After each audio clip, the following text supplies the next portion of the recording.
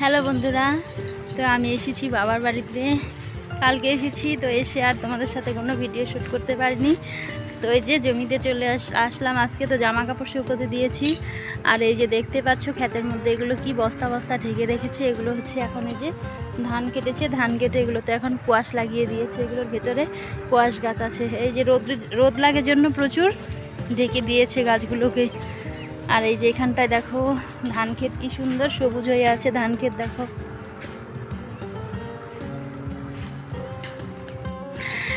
তো এর আগে যখন এসেছিলাম তখন এই জমিগুলোতে ধান কেবল লাগানো হয়েছে। তো এই জমিটা হচ্ছে আমাদের আমার বাবার বাড়ির এই জমিটা।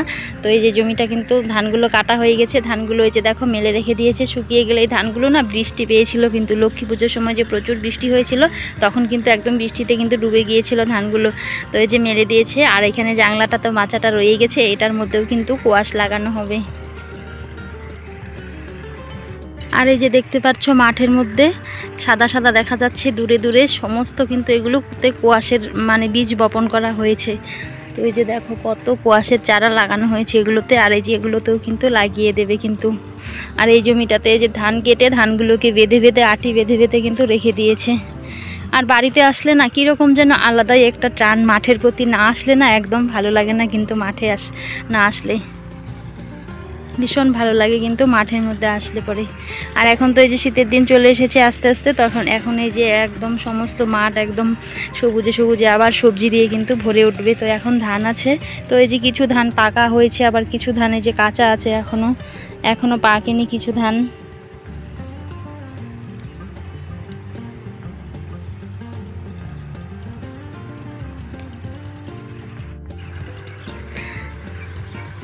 আর আমি এসেছি জমিতে, এই যে জামা কাপড় শুকোতে দিয়েছিলাম। আর এখানটা সারাদিন রৌদ্র থাকে, জামা কাপড় একদম শুকিয়ে যায় কিন্তু। তো এই যে জামা কাপড়গুলো নিতে এসেছি।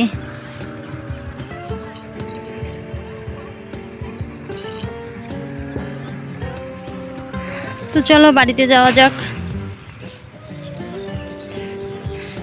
তো আজকে তো কালী পুজো, তো সবাইকে দীপাবলির অনেক অনেক শুভেচ্ছা। আমার ইউটিউব পরিবারের সবাইকে অনেক অনেক দীপাবলির শুভেচ্ছা।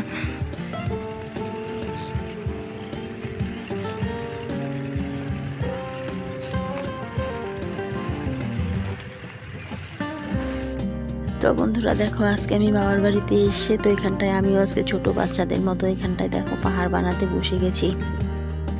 আর আমার গলাটা বসে গেছে এখানটায় এসে, এক জায়গা থেকে আরেক জায়গার জল আমার একদমই শ্যুট হয় না। যেখানে বড় হলাম, জন্ম থেকে এত বড় হলাম, সেখানকার জলই এখন শ্যুট করে না। বুঝতে পারছো কীরকম অবস্থা, গলাটার খুবই খারাপ অবস্থা আমার। তো এদিকে যে ভাস্তা আর আমার মেয়ে পাহাড় বানাচ্ছিল, ওটাকে একটু ওদের সাজিয়ে দিচ্ছিলাম। তো এই যে তো আজকে তো কালী পুজো, আর কালী পুজোর ভিডিওটা দিতে তোমাদের কাছে 2 দিন দেরি হয়ে গেছে।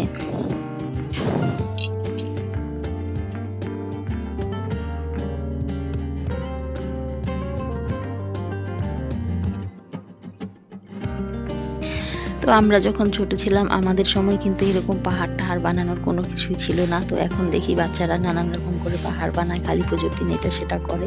তো দেখো ছোট্ট করে বানিয়েছি, তবুও কিন্তু দেখতে বেশ ভালো লাগছিল। তো আমি এখানটায় বসে বসে একটু দুষ্টুমি করছিলাম ওদের সাথে। তো এই যে দেখো জলের মধ্যে আমি ফুলের ফুলগুলো দিয়েছিলাম। আর আমার ভাস্তা রাগ হয়ে গিয়েছিল আমি জলে ফুল দিয়েছিলাম জন্য।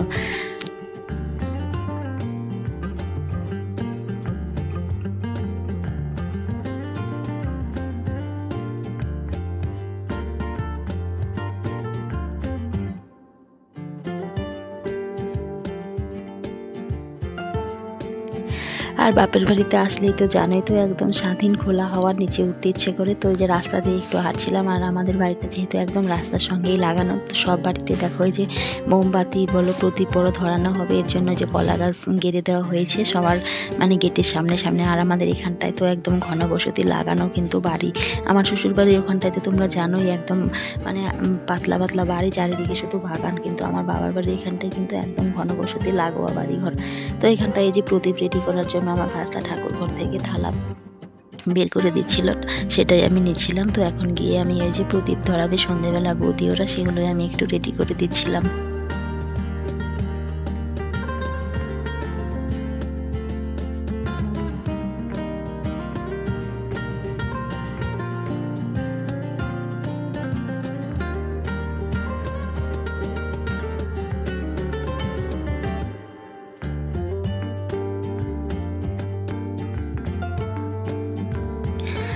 তো এদিকে যে আমি বসে এখানটায় প্রোটিনগুলো রেডি করে দিচ্ছিলাম, এগুলো আগেই ধুয়ে ঝরা দিয়ে রেখেছিলাম। আর বাড়িতে কিন্তু আমাদের এরকম হয় না। আর বাড়িতে আমি কালী পুজোতে কিন্তু আমার থাকা হয় না, বেশিরভাগই বাবার বাড়িতেই কালী পুজোতে আসি। কারণ লক্ষ্মী পুজো বলো, দুর্গা পুজো বলো, তখন কিন্তু আসা হয় না, তখন কিন্তু শ্বশুর বাড়িতেই থাকি। আর বেশিরভাগ কালী পুজোতেই আসা হয়, কারণ আমাদের এই যে ধূপগুড়িতে অনেকেই জানো কালী পুজোটা কিন্তু বেশ ভালো হয়।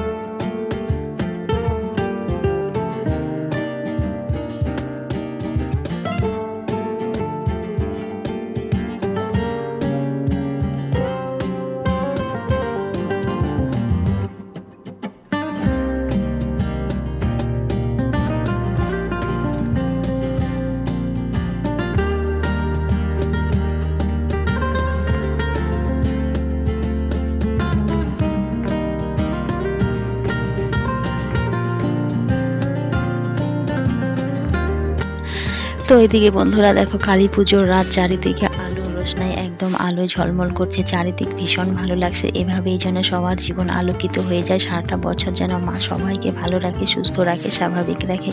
তো এই যে দেখো ওই যে পাহাড়ের মধ্যেও কিন্তু এখন আমার মেয়ে এখানটায় তারাবাতি ধরা ছিল, আর আমি এখানটায় প্রদীপগুলো সমস্ত রেডি করে রেখে দিয়েছি। তো বৌদিরা কোথায় দিবে না দিবে, দিয়ে দেবে।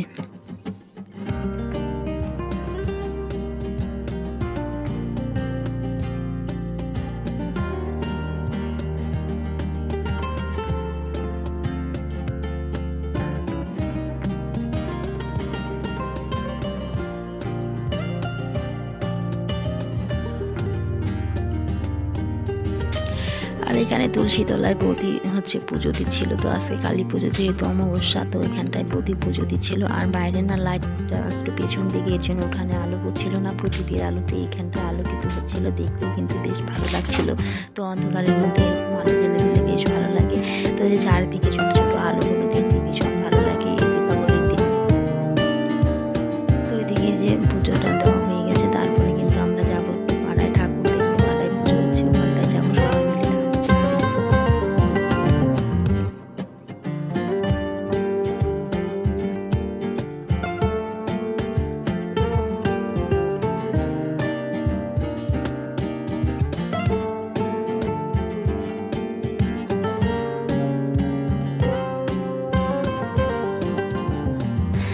তো এই যে পাড়ায় পুজো হচ্ছে, ওখানটায় আসলাম হাঁটতে হাঁটতে বৌদিদের সাথে। তো এই যে এখানটায় দেখো পুজো হচ্ছিল, আর এখানটা মায়ের মুখটা এত সুন্দর লাগছিল, বেশ ভালো লাগছিল। চারিদিকে দেখো এই যে সব বাড়ির সামনে সামনে এরকম আলো দিয়ে সাজিয়েছে, ভীষণ ভালো লাগছিল। তো তোমাদের সাথে শেয়ার করতে করতে বাড়িতে যাচ্ছিলাম কিন্তু।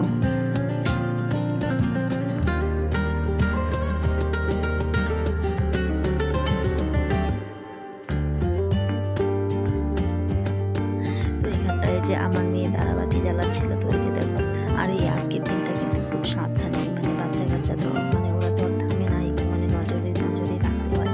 তো আগুন নিয়ে খেলা করে, মানে কাছে ফটকা এগুলো ফাটাচ্ছে, ভীষণ আমার তো ভীষণ ভয় লাগে এগুলোতে।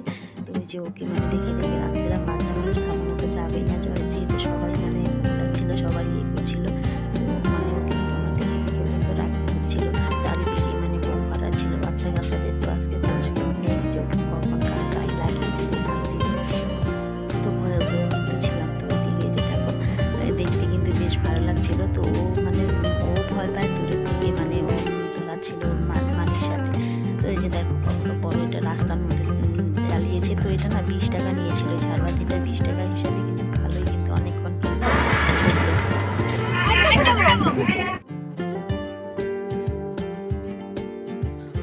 আর এদিকে আমার ভাই ফানুস নিয়ে এসেছিলো, তো ওইদিকে ফানুস জ্বালাচ্ছিল আর আমরা ওখানটায় ছিলাম। তো এই যে দেখো ফানুসটা জ্বালাচ্ছিল, বেশ ভালো লাগছিল কিন্তু দেখতে। তো ছোটোবেলায় কিন্তু আমরা এগুলোই কিছুই করিনি, এখন বাচ্চা কাচ্চারা যে সমস্ত জিনিস মানে করে তো বেশ ভালো লাগে কিন্তু দেখতে। তো এই যে দেখো ফানুসটা এখন কিন্তু ধরানো হয়ে গেছে, ফানুসটা কিন্তু এই যে ছেড়ে দিবে।